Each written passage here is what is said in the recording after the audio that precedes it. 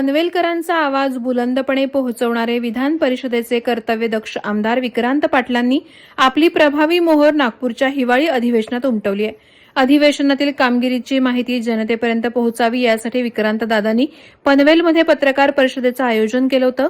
आमदार म्हणून वर्षपूर्ती झालेल्या या कालावधीत त्यांनी अर्थसंकल्पीय, पावसाळी आणि हिवाळी अशा 3 अधिवेशनात एकूण 251 विषयांवर लक्ष वेधलं. यामध्ये 145 तारांकित प्रश्न, 54 लक्षवेधी सूचना, विशेष उल्लेखातील 26 प्रश्न आणि 17 औचित्याचे मुद्दे मांडण्यात आले. यापैकी अनेक प्रश्न सुटले असून काही मार्गी लागलेत.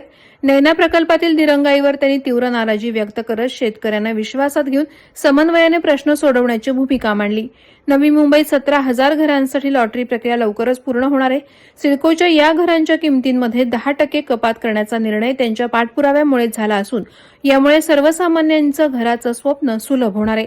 जनतेच्या प्रश्नांसाठी सरकारच्या चुका दाखवण्यासही आपण मागे पुढे पाहणार नाही असं स्पष्ट मत त्यांनी व्यक्त केलं.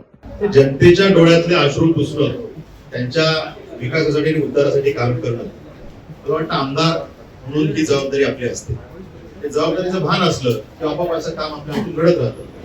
राज्याचं देवाभाऊंचं सरकार, राज्यातलं उपमुख्यमंत्री महोदय त्यांच्या पद्धतीनं ज्या पद्धतीने सरकार जनसामान्यांसाठी सगळे मिळून काम करत आहे, त्यांचं ध्येय धोरण आणि प्रधानमंत्र्यांचं ध्येय धोरण जर का खालपर्यंत पोहोचवण्यासाठी, तो लाभ जनतेपर्यंत पोहोचवण्यासाठी जर का कुठलेही अधिकारी, ते सिडकोचे असो किंवा महापालिकेचे असो किंवा कुठल्याही प्राधिकरणाचे असो, ते जर का अडचण आणत असतील, आडकाठी करत असतील, तर आमदार म्हणून तो सत्तेतला आहे की विरोधातला आहे हे न बघता आमदार म्हणून आपलं ते कर्तव्य आहे की त्याला वाचा फोडली, त्याच्यामध्ये आवाज उचलला पाहिजे. आणि जर का एखादा निर्णय सरकारकडनं करून घ्यायचा असेल, आम्ही सरकारकडनं करून घेऊ. एखादा विषय सरकारने चांगला केलाय, तसं या सिडकोच्या घराचा विषय होता, सरकारने केलं, 67,000 घरं जाहीर केली, सगळं केल्यानंतर लॉटरी केली, पण या किमती मात्र फुगवण्याचं काम सिडकोनी केलं. सरकारला सांगण्याचं काम करत होते की नाही आम्ही किमती बरोबर ठेवल्या, पण त्याच्यामध्ये माझ्यासारख्या एखाद्या कोणाला आमदाराला काम करावं लागेल, त्याच्या सगळे गोष्टी आतल्या करून काढावे लागतील, त्याचे बोर्ड रेझोल्युशन काढावे लागतील. तुम्ही केलेले निर्णय आणि तुम्ही वागताय कशी याची तफावत समोर आणावी लागेल, ती आपण आणली. त्या माध्यमातून सिडकोच्या त्या बैठकीमध्ये अधिकाऱ्यांचं पितळ उघडं केलं आणि त्या माध्यमातून निर्णय झाले आणि सिडकोच्या घरांच्या किमती 10% थेट कमी झाल्या. जीएसटीचा एक्स्ट्रा मिळणारा लाभ, ईडब्ल्यूएस अंतर्गत प्रधानमंत्री आवास योजनेची मिळणारी सबसिडी, हे सगळं जर मोजलं तर हा बेनिफिट 15 ते 20% घरात जातो. आणि जर का आकडेवारीच सांगायचं झालं तर 2.5 लाख ते 3.5 लाख नागरिकांच्या आयुष्यावर थेट परिणाम करणार आहे. रस्त्यांचे विषय असतील किंवा त्या ठिकाणी सिडकोचं बंद असलेलं, नैनाचं बंद असलेलं रजिस्ट्रेशनचे विषय असतील, हे सगळे विषय आपण त्या ठिकाणी केलेले आहेत. पीएमटीसी कर्मचाऱ्यांचे विषय अकाउंट मध्ये त्यांना 10 लाख रुपये मिळायला सुरुवात झालेली आहे. सिडकोच्या घरांचे त्या ठिकाणी दर्जाचा विषय होता, मेंटेनन्स चार्जेस चुकीचे मारले गेले तो विषय होता. नवीन पनवेलच्या सेक्टर 1 ते 16 मध्ये त्यांचे रिडेव्हलपमेंट करताना अडचणी तयार होणार होते, त्याचे चार्जेस मारले जात होते एक्स्ट्रा, ते कमी करण्याचा विषय, माफ करण्याचा विषय आपण त्या ठिकाणी केलेला आहे. त्या ठिकाणी शिलार डॅम मध्ये पनवेलकरांना रिझर्वेशन असलं पाहिजे तो विषय असेल, किंवा पनवेलचा एसटी बस डेपोचा प्रश्न असेल, पनवेलला तात्पुरती पाण्याची तूट भागवण्यासाठी नावाशिवाय टप्पा 3 मध्ये तात्काळ योजना मार्गी लागण्याचा विषय असेल, किंवा गरजेपोटी घराचा विषय असेल.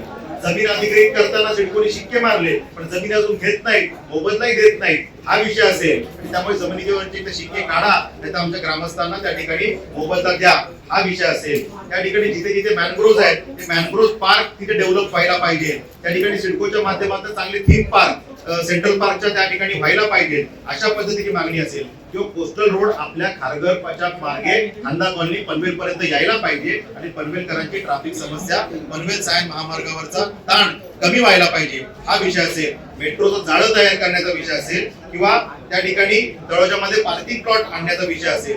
नद्यांचं प्रदूषण कमी करून रिव्हरफ्रंट डेव्हलपमेंट व्हायला पाहिजे, हा विषय असेल. किंवा ईएसआयसीच्या धर्तीवरती एखादा कामगार हॉस्पिटल यायला पाहिजे, हे विषय असतील. पार्किंगसाठी सिडकोने प्लॉट द्यायला पाहिजे. त्या ठिकाणी आम्हाला मटन चिकन मार्केट बंदिस्त असावं, उघड्यावर असू नये, यासाठी प्लॉट द्यायला पाहिजे. किंवा इंडोर आउटडोर स्टेडियम चांगले व्हावे, सेंट्रल लायब्ररीच्या धर्तीवर एखादी चांगली लायब्ररी व्हावी, अशा पद्धतीची मागणी असेल. त्या मागण्या आपण त्या ठिकाणी केलेल्या आहेत. पोलिसांसाठी हक्काची घरं असावी, तालुका पोलिटिकेच्या समोर मोकळ्या भूखंडावरती घरं तयार व्हावी, यासाठीची मागणी असेल. किंवा अप्पर तहसीलदारच्या माध्यमातून कार्यभार चांगला व्हावा, कार्य सुरळीत व्हावे, यासाठी त्यांना एक्स्ट्राची काही पदं पाहिजेत, अधिक स्टाफ पाहिजे, त्यासाठीचा विषय असेल. किंवा स्किल डेव्हलपमेंट युनिव्हर्सिटी जी पनवेलला होते त्याचं काम तात्काळ सुरू होण्यासाठीचा पाठपुरावा असेल, हा विषय सुद्धा आपण मांडलेला आहे. आज वसई विरार अलिबाग कॉरिडॉर मध्ये तात्काळ लोकांना कंपन्सेशन मिळणं सुरू व्हावं हा विषय असेल, किंवा पनवेलकरांसाठी एक हक्काचं हॉस्पिटल आणि त्याला मेडिकल कॉलेज हे त्या ठिकाणी व्हावं ही मागणी असेल. अशा विविध विषयांवरती आपण पाठपुरावा त्या ठिकाणी केलेला. वादळवारा लाईव्हसाठी न्यूज ब्युरो पनवेल. नवी मुंबई व रायगड जिल्ह्यातील ताज्या बातम्या आणि घडामोडींसाठी सबस्क्राईब करा वादळवारा लाईव्ह चॅनल आणि दाबा बेल आयकन.